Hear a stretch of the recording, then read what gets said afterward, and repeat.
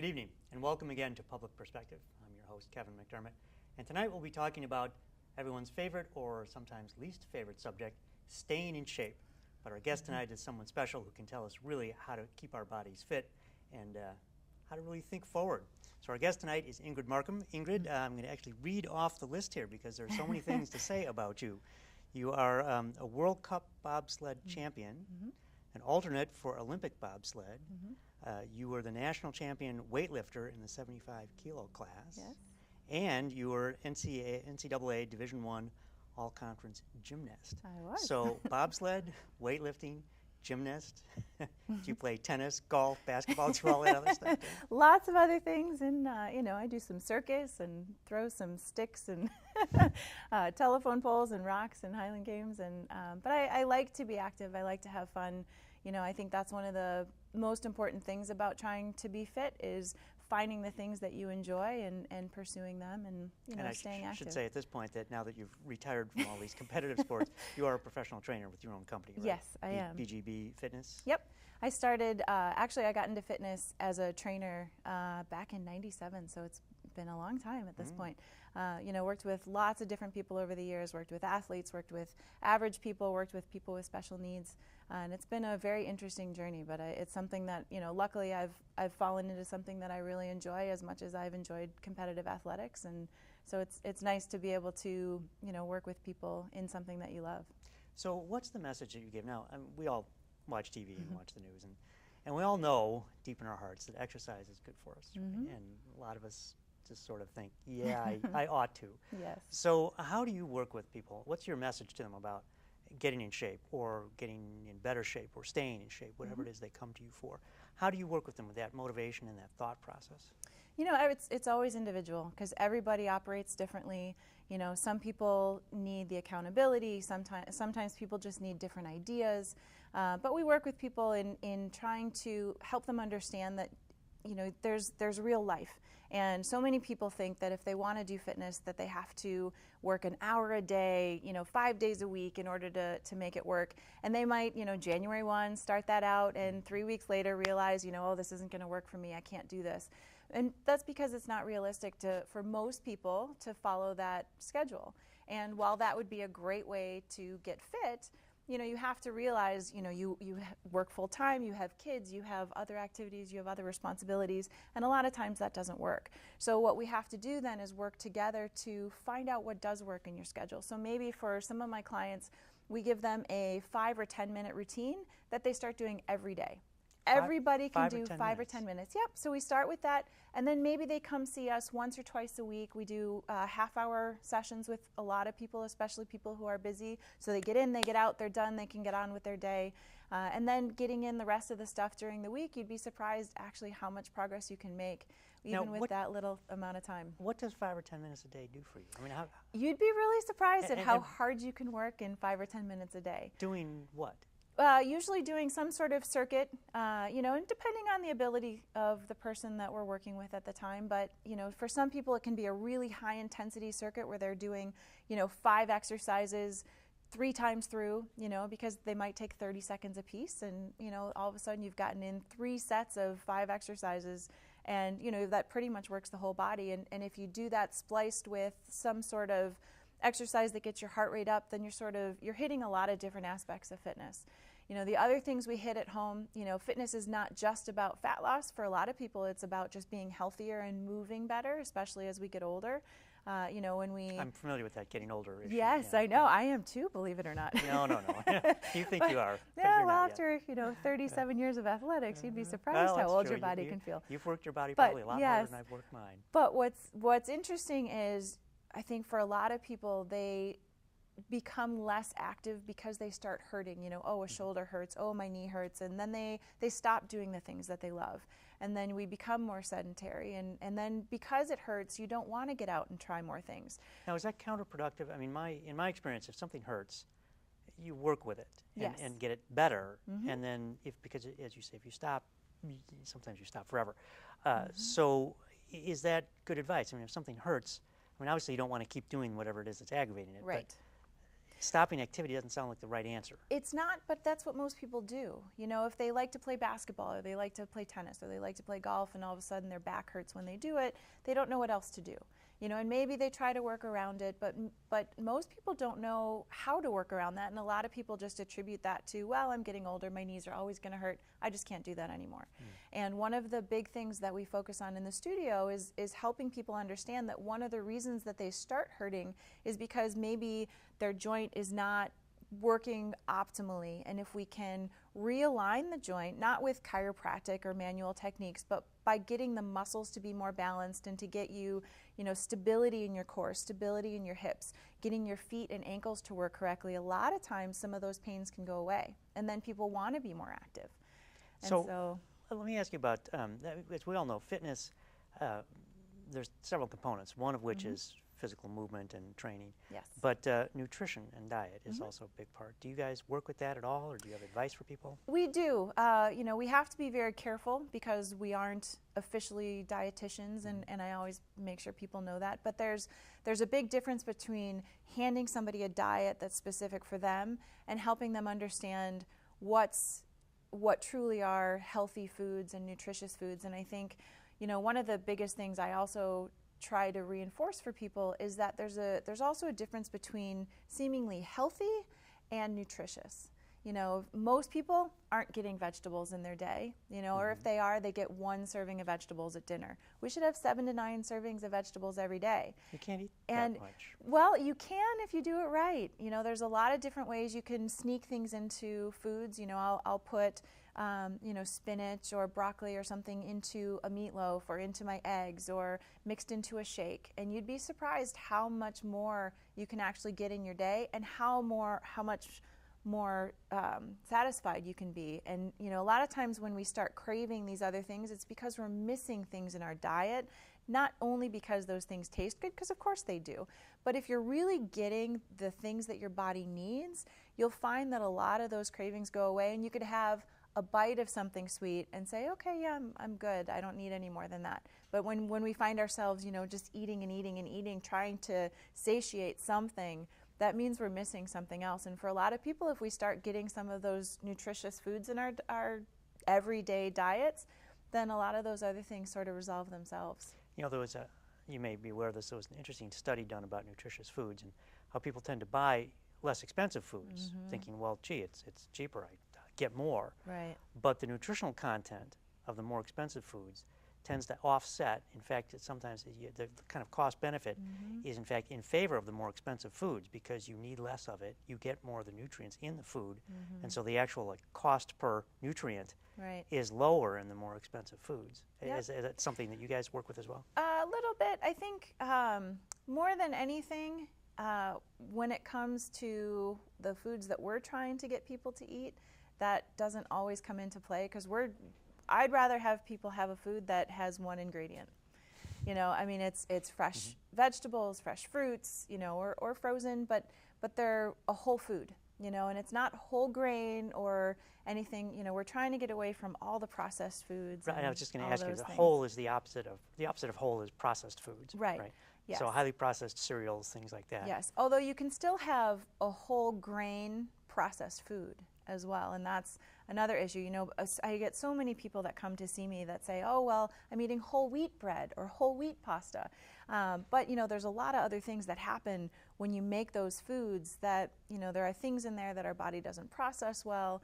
And, you know, if we can start getting some of those things out and go with a rice or a potato or a, you know, I'm not against carbs. A lot of people are advocates of, you know, the paleo diet or getting rid of all the grains, and you know, that's a very individual thing, and if some people choose to do that, that's great. You know, I think a lot of things can work, but when you really get down to it, it's the healthy foods. And so, you know, if you choose to eliminate grains, whatever, if you choose to include them, that's fine, but we want a whole food. We want a meat. We want an egg. We want, you know, I'm not opposed to dairy in a diet, but just staying away from anything that has multiple ingredients. I mean, that's really one of the, there's an old adage, don't buy anything from the store that has ingredients that your grandmother wouldn't recognize. Correct. Right? Exactly. A nice rule of thumb. Yes. So let's talk about the mental aspect of fitness, though, too, because as we know, it's a lot of things. It's nutrition, it's exercise, but there's also a state of mind. So how does that work, and how do you determine the state of mind of the people who come to you, and how do you work with that? I think for most people, they really need the encouragement. They really need the positive reinforcement, the motivation. And so, some people work well in a group setting, and so we have classes that go on and people feed off of each other, and it becomes a very positive environment and a little bit of a community. Some other people really just need the individual attention and coddling, and it depends on the person. And thankfully, I've been doing this long enough that I really get a good sense for the person when they come in and what they need. And we always reevaluate. Somebody comes in and we always sit down and have a good hour-long conversation before they start about what their history is of training and what they've tried, what they like to do. What a lot their of objectives people, are. Right, absolutely. What their goals are, how we're going to get there, how I can help them. It's always my intention to teach them as much as I possibly can in the time that I have them. And while that may not be a great business model in the short term, in the long term, you make more people able to achieve what they're trying to achieve. And some people may need to come in and just learn a few things and go off on their own. They might need something that spices up their training. They've been doing something for a very long time and they do the same thing and they're tired of it and they want some variety. And so, well, it's a very interesting concept, because being in business myself, I always think about business models. And the idea that you bring people in for a short period of time and let them go, as opposed to just trying to develop a constant clientele. In fact, I've talked with people who have looked at other fields where you think the idea is to help people out, but the real objective is to get a long-term steady client stream of people who come back to you. Right. And my reaction would be, well, shouldn't they be leaving you? Isn't that the objective? Right. And so I think in your case, if you're focusing on that, my sense is that would actually be very good business marketing. People will come to you and say, oh, look, they're not just trying to rope you in here. Right. They give you something you can really use. And do you find that? Does that I help do, word of and mouth? I think, because we do certainly have people, especially if you're busy and you've got all these other things going on, you need that appointment or else you're not going to get it in. And for a lot of people who think all day at work and then they plan their family schedule and they do all these things that they're thinking, they want to just shut their brain off when they come in and work out. So they like to come in and have somebody else guide them through what to do. They don't have to think about it. They don't have to count. They don't have to do anything. Right. They just have to come in and put in the effort and they're done.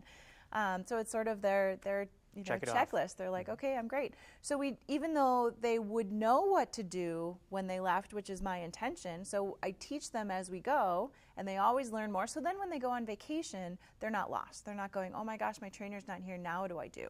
They've learned enough that they can do it on their own. A lot of them still choose to continue working with us. I mean, I've had people that have worked with me for years and years. And that's fabulous. But I have other people who don't need to work with me forever. I have many high-performing athletes who come in who, from major sports teams? From mostly, actually, right now I have a lot of the Ironman triathletes and swimming and some of those athletes. But I used to work with the U.S. National Field Hockey Team. I was their strength coach for a while. So I've worked with all levels. But some people, need a lot more attention over a long period of time. Some people just need to come in and say, okay, let's learn this, this, and this. I'm going to go off on my own. I'll work on it for 3 months.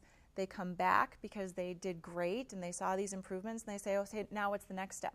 Because that's the whole idea, is there's always a next step. There's not an end. It's just a continuous process where we're always learning, we're always evolving, we're always getting better.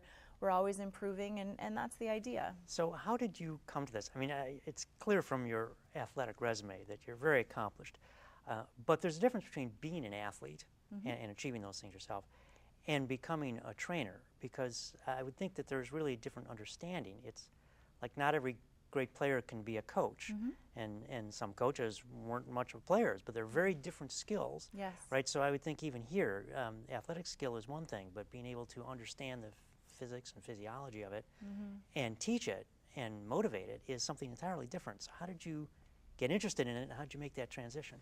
It's funny. I actually I studied something else in college. I actually studied business. I was a marketing major. I thought I was Which I'm sure is helpful since you own your own business. It is, and it's very interesting how life sort of works, and all of a sudden you go, oh, wow, this all fits together. It's pretty amazing. But very soon out of college, I realized, because I thought I was going to go into sports marketing, and so work with sports, but on the business side, and very quickly realized that the aspect of sports that I was interested in was not the business side, but it was the athletic side. And so, I actually started work. I went back to school. I did 2 more years of biomechanics and kinesiology and all of those things, and became a trainer, and became the strength coach at a college, and then with field hockey and all these things. But I also got into my own competitive athletics at the same time. So after gymnastics, I thought I was done, because as a gymnast, you're ancient at 21. So what do you think you can start in your 20s, right? Right. And there's not really like a recreational gymnastics team. If you play basketball in college, you can always go play pickup basketball or join a league. You can play can't softball really, if you're a baseball player. Right, all exactly. Sorts of things, You can't really do that in gymnastics. Right, So it doesn't work very well. And so I thought I was just going into my career, but along the way, I got interested in Olympic weightlifting and all these other things. And so I sort of learned both of those together. Being an adult in sport was very different than being a gymnast. Being a gymnast it's a child sport. It's a young person sport. So, the mentality I had as a gymnast is very different than my training mentality as an adult. And I think learning to do the both together, I learned as an athlete different things that helped me work with people that were coming to see me at the same time. So it's an interesting blend for me. I don't know. It's hard to explain that, but I sort of learned sort of the two. As I taught people, I learned better myself how to train. I was going to ask you, did you yourself become a better athlete because Absolutely. you understood these things? Yes, no question. And it's been a blessing for me actually to work in a field that helps me so much in my own training. And actually what's very interesting is in the last 2 years, I've always had injuries over the years. I mean, every athlete does, and I've certainly had more than my share. But what's fascinating about it is every time I would go through my rehab process, I would learn so much more because I understood the body because of my knowledge of training other people than I would have if I were just an athlete going through. And so not only did it help me as a better athlete, but then it also helped me become a better trainer. And I've learned so much, especially in the last 2 years, from one particular injury, because I went and saw probably 15 different therapists. But I learned something from each one of them, and my understanding of what happens with the body and how to help people get through certain things just, increased in infinite amounts. So I have to ask, did that particular injury get cured? Are you yes, over that it one? actually feels I'm doing very well, and it's what's interesting is it's a low back injury, which is how many people do you know have low back problems? Many, and including me. Right, absolutely, and it was so frustrating for me because I do work with people with back problems, and I've been able to help other people through back problems, and it was like, why can't I solve this myself? And it went on for a couple of years, and I went to see all these different people, but it helped me learn all these intricacies of what's going on with the feet and with the hips and with the ribs and with breathing and all these other things that play into, how your body functions or how it doesn't function. One of the other things that I learned the hard way was, when you are doing all these things, which so many of us do now, you're chasing your kids around to 10 different events, and you're trying to get your workouts in, and you're working 80 hours a week, and you're doing all these things, and you don't do anything that replenishes you. And so it's the same idea with the nutrition. You can eat healthy, but if you're not getting the nutritious stuff, your body is lacking something, and it's going to suffer for it. And the same is true for when we're go, go, go, go, go. We accomplish a lot of things, but where is our recovery time? And so I've actually now taken a little bit of a different approach with a lot of people that come to train with me, and we start having a rest and digest workout as well. So, they're supposed to go take a long walk, which is nice and relaxing, or find something which makes us stop, slow down, take deep breaths, things that we don't do enough. And I would think especially put your brain in a different gear. Yes. To get yourself to think that whatever it was I was doing is not me. Right. That's just an activity. Mm-hmm. And I'm someone else here. Yes. And without taking that kind of rest that you're talking about, your brain doesn't have the opportunity to recognize that. Mm-mm.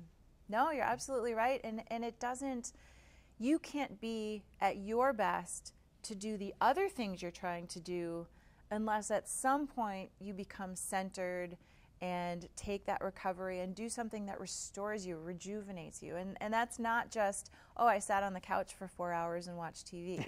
You know, and In fact, that's not particularly rejuvenating. Right, no, and that's exactly it. As I've discovered, times when I've been laid up or sick, yes, you feel worse after 4 hours yes, on the absolutely. couch watching And some TV. people think, well, I did nothing. I laid on the couch all day. I should feel better. But, you know, there was actually a very interesting study I just recently saw that it showed an image of the brain after a period of time of sitting on a couch, and the number of colors in the brain showed the activity that was going on. And when they were sat on the couch, the brain was like shut down, it was dead, it was nothing. And after a 20-minute just leisurely walk, it was like all this brain activity. And it was super fascinating to understand how the body works. We work through movement. So your dog is actually doing you a favor. Exactly, when that's saying, right. Take me for and a it walk. doesn't have to be, and so many people think, oh, it's got to be intense, it's got to be this, it's got to be that. But when we're running around all day doing all these crazy things, we need the breath, we need the, you know, stop and smell the roses, you know. I mean, we need those things in our life. And because one of the things I did learn that was affecting my back was that I was in what's called sympathetic overload, where my adrenals were just tapped, because everything I had done, I had high intensity therapy, deep tissue, you know, needling treatments, all these things where your body just has this stress response. And when you start adding other stresses into your life, I opened a business and I was still an athlete and I was doing all these things. It was, you know, there's only so much your body can take, and after a while it goes, okay, I've had enough. I'm shutting down. Yes. I'm going to force you to break. And right? so when people come into me, especially people who have busy lives and they're working a lot and they're doing all these things and they want to come in and do these high intensity workouts, we always talk about, okay, well, what are you doing that's replenishing you to give you the energy to continue in this lifestyle? So I know when we first started talking, you mentioned bobsledding, and I wanted to come back to that because you've been good enough to bring us a little prop here. I did, yes. So bobsledding is such an unusual sport, and I'm just curious how you got into it. And feel free to show us the shoes. Yeah, I think sure. are pretty cool. Well, it's, you know, it's fun. I like to show these off simply because, you know, we run on ice. And when you think about in your daily life, How on especially earth? as Chicagoans, because we do do you that run? all Yeah, winter, right?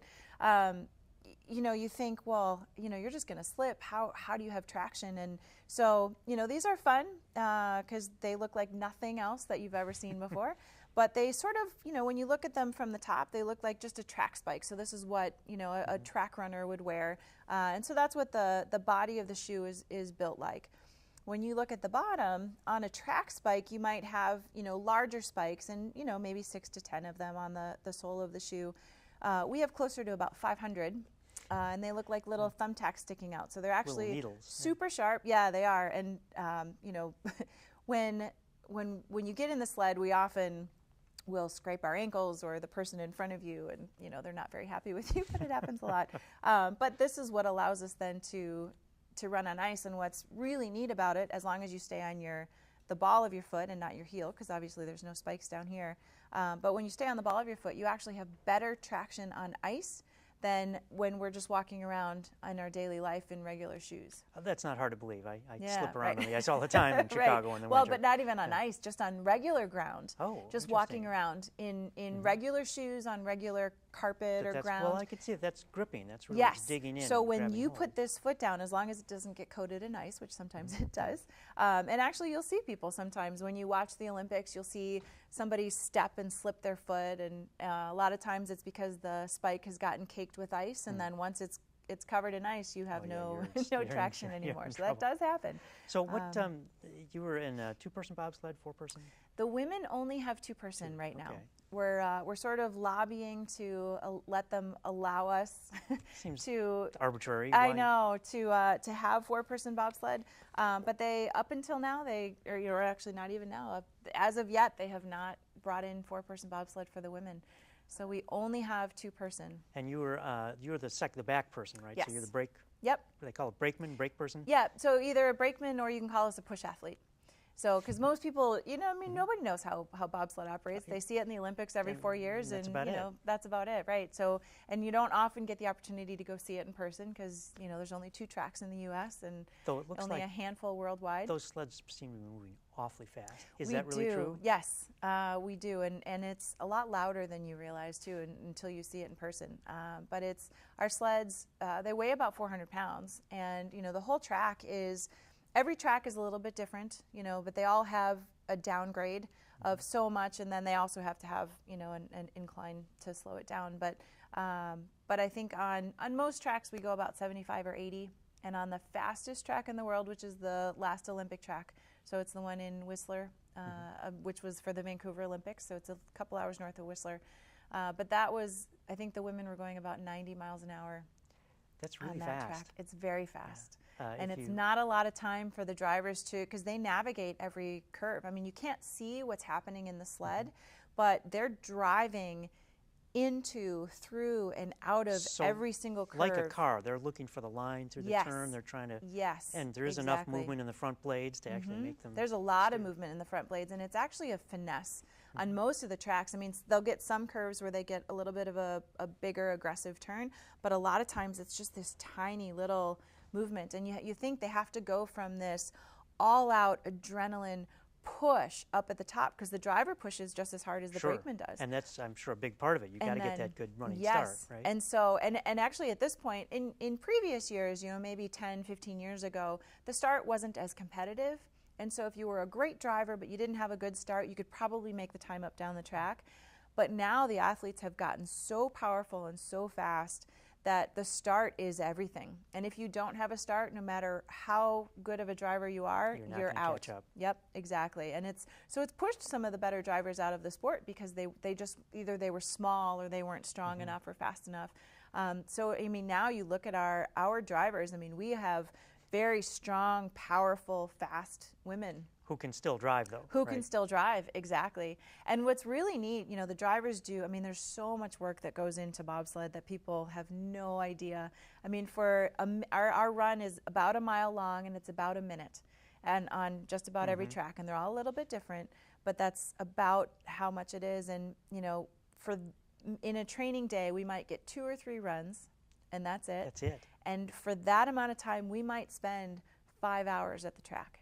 So you really have to maximize everything to get the most out of each of those runs. Yes. And what's really neat, the drivers walk in the track with the coaches to look at the curves and to know what's going on. That doesn't damage the track as you walk through? No, I mean they walk in their spikes or their walkers, so it's but there's a lot of track work that goes on every day as well. But the believe it or not, yes. we only have about 30 seconds left. Okay. So I could talk all night about this. I think know, this is it's fascinating. Interesting. So in the 30 seconds left, if there's, coming back to the subject of fitness, what is the one thing you want people to think about most if they're thinking about getting fit or getting more fit? I'd say just move. It doesn't have to be anything specific. It doesn't have to be, you just want to establish a habit of something that's moving and then thinking about the nutritious side as well. But as far as fitness itself goes, it doesn't have to be weightlifting. It doesn't have to be cardio. Find something you and like. Just move. Yes, play a sport, take a class, do something, and find something that if you can move every day, that's your best bet. And honestly, it's the only fountain of youth that there is. You're going to feel better, you're going to move better, and you're going to last longer. Can't think of a better way to sum it up. Ingrid, thank you so much for being here. Thank you for having me. I appreciate it. And thank you for joining us once again on Public Perspective. We've been visiting with Ingrid Marcum, whose athletic resume is impressive indeed. So we hope you've learned something, and we hope you get fit too. So till next time, thank you. We'll see you every Saturday night on Comcast Channel 19 at 8 o'clock. Till then, thank you and good night.